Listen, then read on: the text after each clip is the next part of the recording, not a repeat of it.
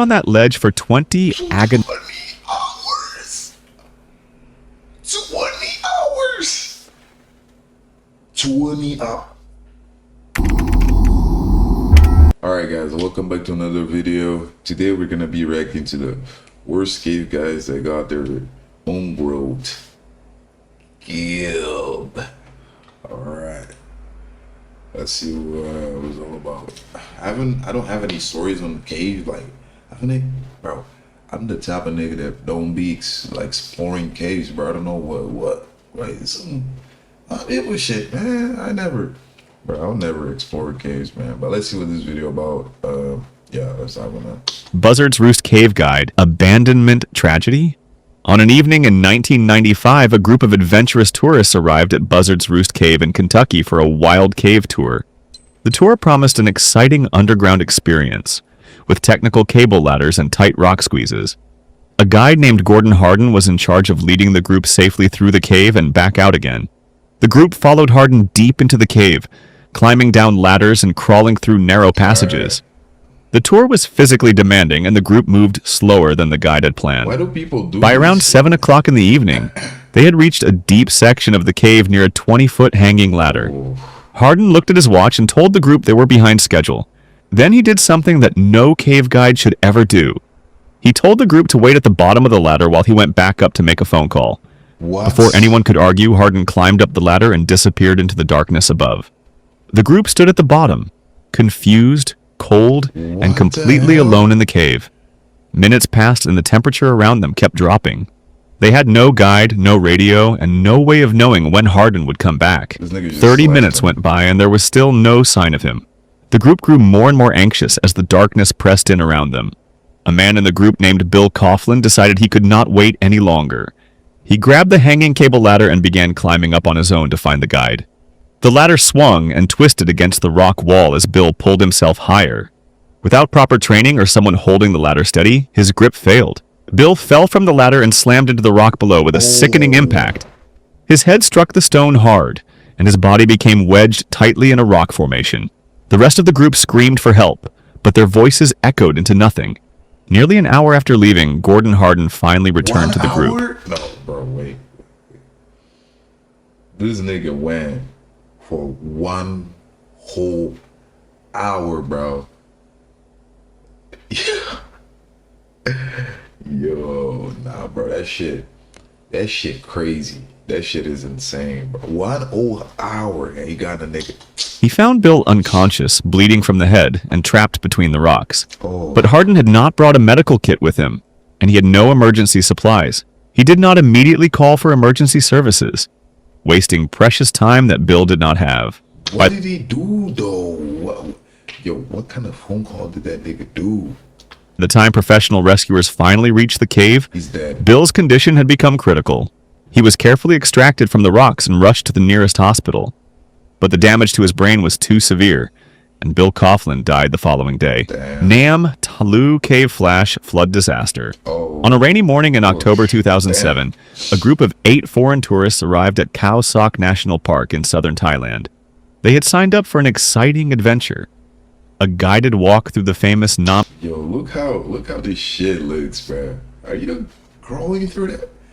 I'm not going through that shit on my own. Like, this shit look wet already, bro. Yo, people be free, like, y'all be crazy, bro, to do this kind of stuff. I ain't gonna lie, y'all be actually insane. Talu Cave. The cave was a long tunnel carved through an entire limestone mountain, with a river running through its floor. 2 local Thai guides were assigned to lead the group into the cave that day. But before they even reached the entrance, park rangers stopped them with a serious warning. It had been raining heavily for 3 straight hours, and the river inside the cave was rising fast. Villagers nearby also told the guides that it was far too dangerous to go inside. There were large signs posted at the cave entrance written in both English and Thai, warning of deadly flash floods. On top of all that, the cave was officially closed for the monsoon season, but the 2 guides ignored every single warning and led the tourists inside anyway. What the fuck? You being the tourist, gang? This shit is on Thai and ain't like English. You don't know how to read and don't you know the signs? Still gonna follow because Yo, people be bored. I think this is just boredom, bro. This is just boredom. The group walked into the dark tunnel, splashing through ankle-deep water. As they moved deeper underground, among the tourists was a 10-year-old boy walking alongside the adults who trusted the What guides to the keep them safe. hell? For the first 20 minutes, everything seemed calm. Y'all be talking about keep them safe. You think this nigga's an Aquaman or a Superman or something? They're like you, but like they know you. They just know where to go. But they're like you. They're dumb. They just die, bro. And the group pushed further into the cave. Then, without any warning, a deep and terrifying roar echoed through the tunnel. Oh my god, bro. A massive wall of water, over 33 feet high, came surging through the cave like a freight train. Oh my. The floodwater hit the group with brutal force, sweeping people off their feet in an instant. Oh, Bodies were shit. thrown against the cave walls and dragged underwater by the powerful current. Oh, There was my no time to react, no time to run, kid, bro. and nowhere to escape. The lights went out and the cave was filled with the deafening sound of rushing water and screams. In the chaos, a British woman named Helena Carroll was slammed against the cave wall by the flood. By some miracle, her hands found a narrow rock ledge high above the waterline. She pulled herself up and clung to the ledge with every ounce of strength she had. Shit. The water raged beneath her, carrying everything and everyone else deeper into the darkness. Bro. Helena held on in total blackness, shivering and terrified, not knowing if anyone else was alive. Shit. She stayed on that ledge for 20 agonizing 20 hours. 20 hours. 20 hours. Yo, can you imagine being 20 hours in a cave? Ooh, ooh. hours, alone in the dark with the sound of the flood still echoing around her. When the water finally dropped low enough, rescue teams entered the cave and found her alive. Everybody She else was the died. only survivor. Damn. All 8 other members of the group were dead, including both guides and the 10-year-old boy. Oh, Their shit. bodies were recovered from deep within the flooded cave system over the following days. The investigation that followed revealed that the guides had been clearly warned multiple times not to enter. They had ignored the park rangers, the villagers, the warning signs, and the official closure of the cave. Yeah. you Their gotta be negligence had smarter directly than caused the that. deaths of 8 innocent people. Nam Talu You Cave. gotta be Repeat smarter flash than flood. that. I mean, it's like, okay, it's the guy's fault, but it's also the people that went into the cave fault. Are you fucking dumb? Like, it's been raining. It's been raining, right?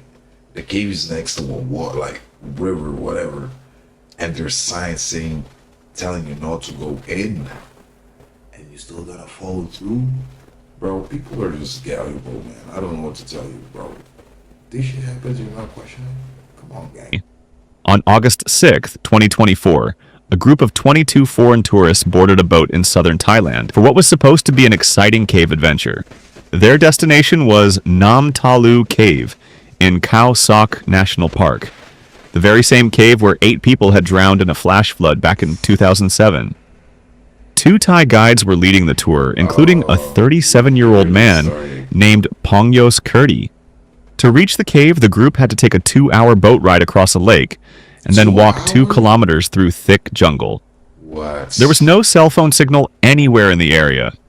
When they arrived at the cave entrance, the signs could not have been more clear. Again. Large official notices from the Department of National Parks Again, bro. stated that the cave was closed from June to November.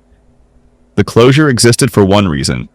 The rainy season brought deadly flash floods that could fill the cave without warning. Yo. This was the exact same danger that had killed 8 people in the very same tunnel 17 years earlier. What? But the guides ignored the signs, ignored the Again, closure, bro. and led all 22 tourists into the cave anyway. It had been raining heavily in the mountains for 2 straight days before the group entered. Yo, bro. The cave was 600 meters long and 30 meters wide at its mouth, with a stream running through the floor. The group walked through the tunnel, admiring the stalactites and rock formations along the way.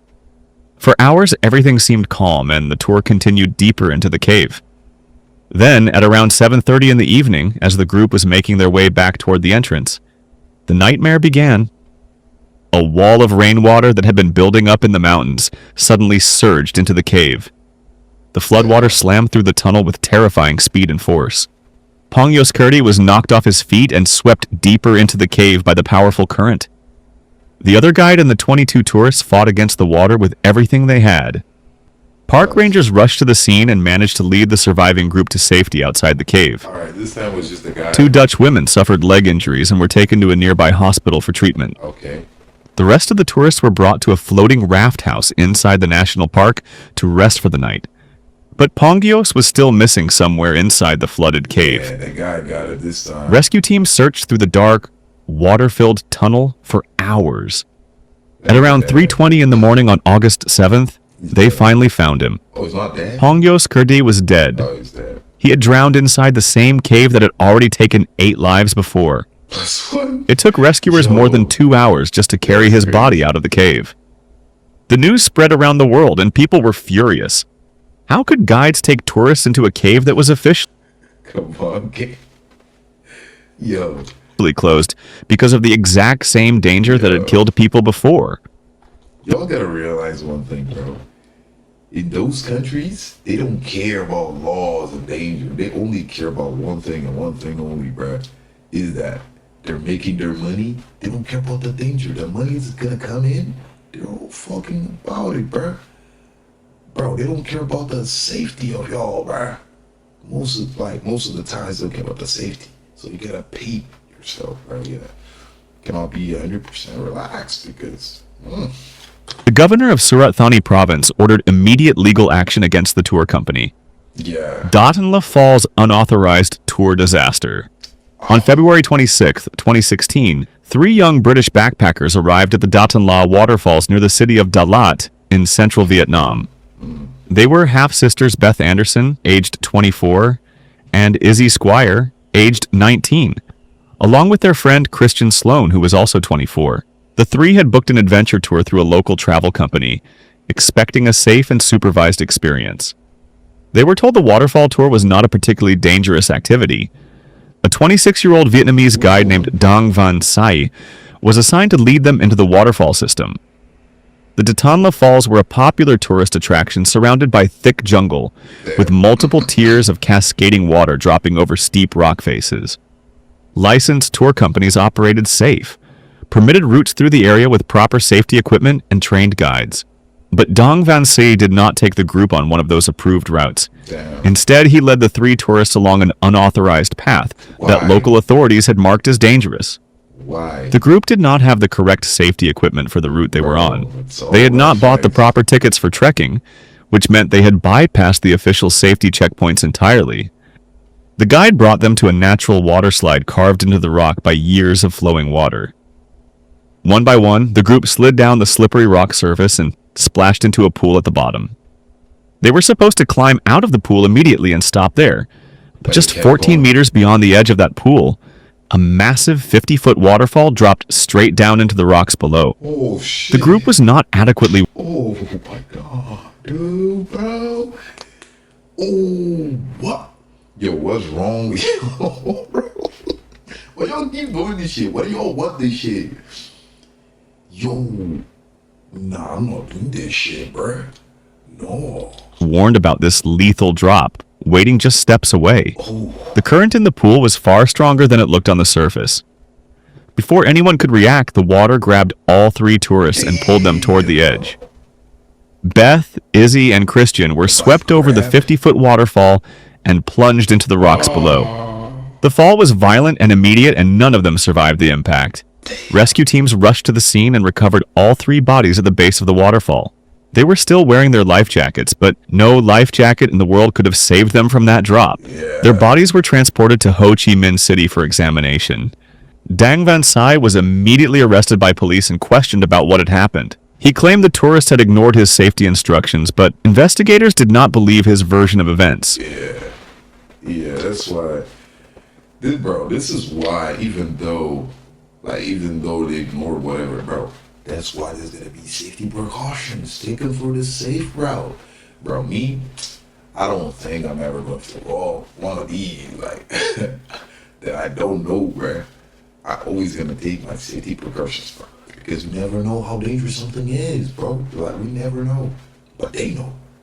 They got this fuck. They got the guys, the fucking poor people fucked. But anyways, that's all, bro. That's all. Hope you guys loved the video. We'll be back with the camera next time. Another episode, another video. We're gonna do something else. Thank you very much. Thank you. Love you guys. Bye.